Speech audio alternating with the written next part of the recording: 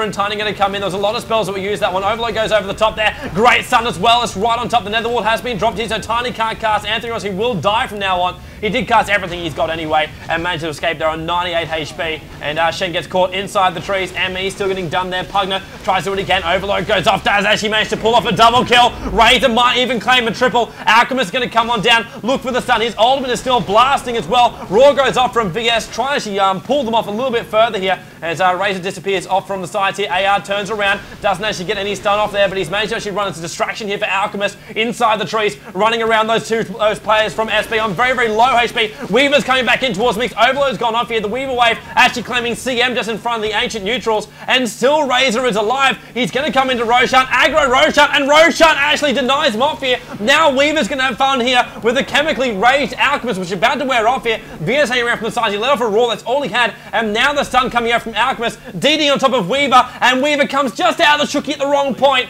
and manages to actually cop the stun. If Alchemist actually got stunned by that one, Weaver would have literally torn him a new one there with that DD, but doesn't come off. And wow, great little juking there as well from Stars Bobber. And I think that actually turned out pretty well for them, even though the Tier 2 tower was being harassed a lot of the time. But still, that battle could have gone a lot worse for them.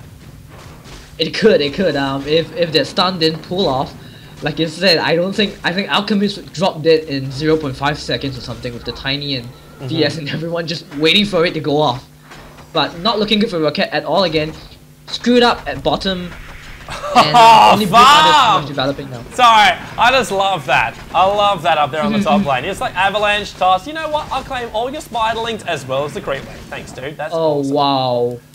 That's a shitload of gold, man. He actually didn't get a lot of gold from that one, actually. I would have expected more, but he's only running around with maybe 400 gold on him and didn't buy any items, so didn't actually get as much as I thought. I really want to see that Blink Dagger up nice and fast on Tiny. That's what I was hoping that would have actually helped him get towards, but he's still a very long way from getting it. Yeah, it's one of those items that basically allows Tiny to finish off any supporters in like 2 hits or something. Well, looks like a bit of prep coming in here for the bottom lane in the Tier 2 tower. VS and Razor just hanging around the sides. We do see the Navirian Weaver coming in there for just a moment. Wants to actually have a go at the tower. They might go for the deny. Now Raw comes out, and Razor. Now Overload goes off as well. Trying to get on top. Weaver Wave still going off. He can't actually. He's going for Pugner by the looks of it. Blast goes off. We do lose VS sitting on the side there. So AR the first one to actually die off here. And even now we see Weaver getting caught out. CM trying to pull himself back here. Razor is still popping off that ulti. Alchemist is going to be the target as he runs in towards the river with a sacrificial lamb while Weaver is chasing him as well. Shuki goes off and does actually get a killing spree. Double kill actually coming off here. For actually KA actually walks away with the kill, so Weaver gets that one. Doombringer comes in to give a bit of a hand there, so ME claimed the last hit in that one. So 3 heroes down there on the bottom lane for the Scourge. Now they can push it back out again, as looks like Shen was the only one to actually survive that battle on the bottom lane, making it 4-13 in favour of the Vietnamese Stars Bobber. Yeah, and while all this is happening, Britman is still pushing top. I think that is pretty much their idea. We're going to go prep on top. Prep on top. There's dust on VS. Tiny wants to come in nice and close as well, as Broodmother is actually falling back there. Tiny doesn't have enough man to actually couple the stun off there, but is popping off those clarities to get himself back up to that one. Comes in for the last hits, which actually stops the clarity potion from doing its job. But still, I actually thought they might go for that one, but Broodmother smart enough to fall back and then just start farming up on what appears to be a double pull of Satyrs and Furbolgs.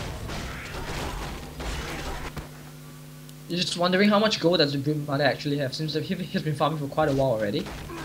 Oh, Broodmother, we have items 730, trades completed as well as Ring of Basilius. 42 for 3 at the moment with only 4 neutral kills. So it's actually not, that's actually pretty low, but the biggest problem he's actually got at the moment is Broodmother's died 3 times. And lost a fair amount of chunk of gold for that one, as well as XP. Now DV just comes in, goes for the toss and stun, and uses up every single bit of mana which he would have needed to actually, if Broodmother can actually push this top lane right now, with the amount he's actually lost from that one. So it's good to farm it up and great to push it out, but as far as Broodmother goes, she can easily just initiate so easily there on Tiny. And with the Ring of Basilius, just regenerate some mana up here. Bottom lane, once again, being pushed back out. Looks like Razor trying to form himself back out. Weaver coming back in to try and defend as well.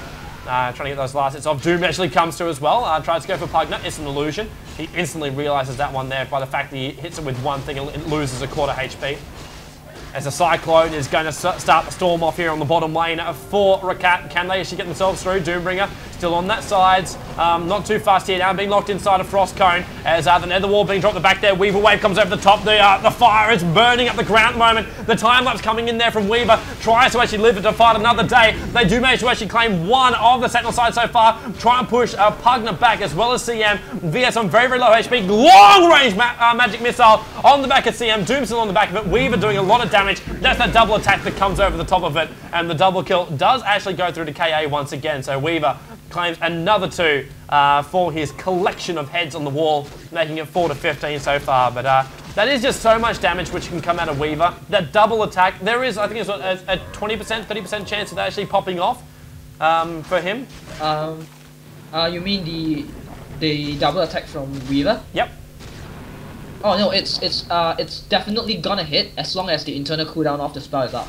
Ah, that's true. That is true. Yep. That's right. I'm back in the old classic ways of DOTA. Our Alchemist actually pushing up this bottom lane too. He has completed his Vanguard at the moment.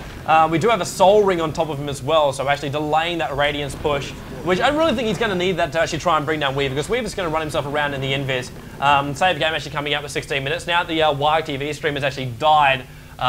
We actually have Mr. Owl, our ADC admin, making sure everything actually go according to plan. I'm really, really glad now I'm actually inside the game, or else we'll be sitting here going, oh, we can't watch game 1. But luckily we can, and my net hasn't dropped, woohoo!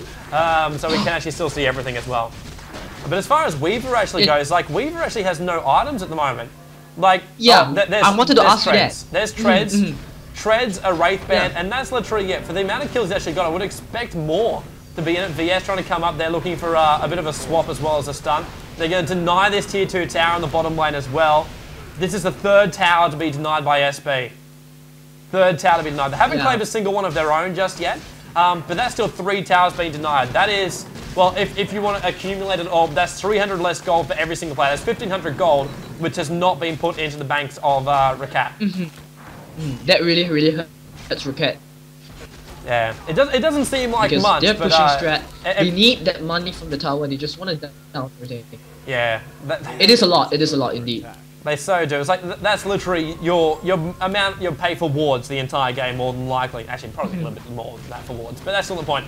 As now CM actually, oh, and Pugner getting caught out here. Tiny with the burst damage. VS comes through with a follow-up magic missile. It's enough, and now Shen tried to come in to help, and he's exposed himself. Great double, great initiation by SB, but can they keep the pressure up here? And throwing Doom. Throw the Doom at the Shen. One way to get a kill, and they do walk away with Xenon actually going down, and they will try and clean up Shen's army as well, which Rays will be quite happy to do. Their SS claimed the last hit there too, by the way. But 4 to 18, and that was just a great, like Tiny decided to come on down. It's like, you know what? Yeah, he's there. Burst damage, do what I possibly can, and just a great time. And they were setting up for a gank up there on the top lane, and just fell into Starsbobber's laps. Yeah, Tiny is one of those heroes that support heroes don't want to ever meet. You know, it's you die so quickly you don't even know what the hell hit you. And Tiny is great when that happens, and when he gets the blink dagger up, he can basically go in and just aim someone down. You know, get that irritating Crystal Maiden or someone, even maybe the Alchemist. You know, if Chemical Rage is down. Yeah. Oh, I'm loving this build that Doombringer's got too. He's managed to get the Planeswalker Scope as well as the Vanguard, so it doesn't need a completed hood. Now going to get ganked off here in the middle lane, but that Hood of Defiance, or the magic immunity, or magic, well, the magic debuff, or whatever you want to, magic armor. That's it, magic resistance. I actually have to bring the item up on my screen to find the word I'm currently looking for. Really just lets him survive everything. Then you have the ability to actually regenerate yourself and block the creep wave from actually attacking you with the chance to actually block that damage. It's just a great build for him to actually go, and I'll probably even look to see even these later game items just come up, and it's like 2,100 gold on top of him.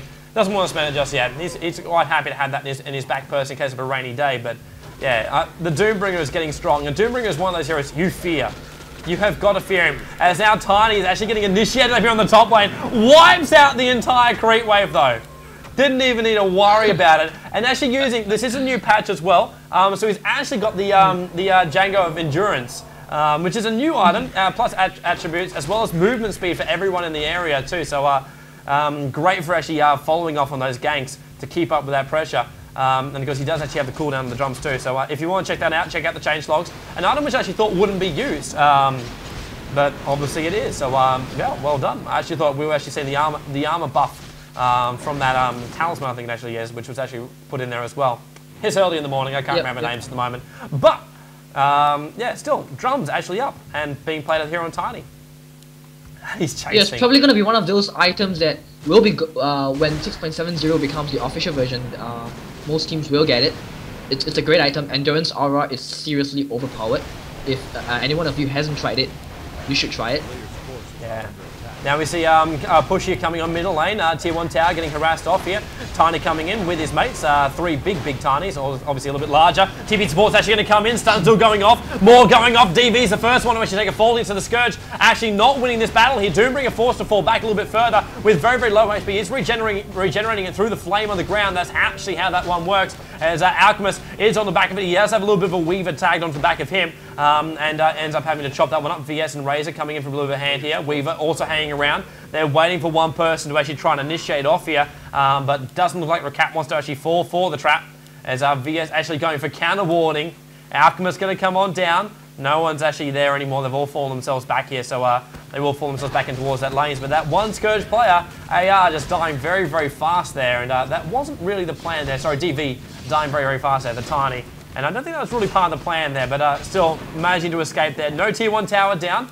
As wow, even VS getting harassed back here. Magic Missile and then TPing out. There won't be time for LK to actually stun him off. And in fact, he's popped the stun. He's popped the stun, so he will actually stun himself in the middle of this creep wave, which I don't think it was also an intention. But he's actually TP'd towards the middle lane.